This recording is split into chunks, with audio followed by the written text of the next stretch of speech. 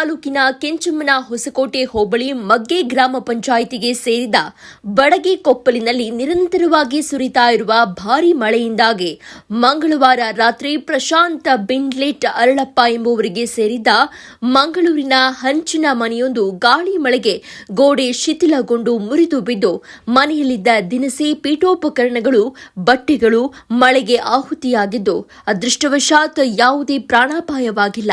ಮನೆಯ ಮೇಲ್ಚಾವಣಿ ಕುಸಿದು ಬಿದ್ದಿದ್ದು ನಿರಂತರವಾಗಿ ಸುರಿತಾ ಇರುವ ಮಳೆಯಿಂದಾಗಿ ವಿದ್ಯುತ್ ಶಾರ್ಟ್ ಸರ್ಕ್ಯೂಟ್ ಕೂಡ ಸಂಭವಿಸಿದ್ದು ಮನೆಯಲ್ಲಿದ್ದವರಿಗೆ ಯಾವುದೇ ಪ್ರಾಣಾಪಾಯವಾಗಿಲ್ಲ.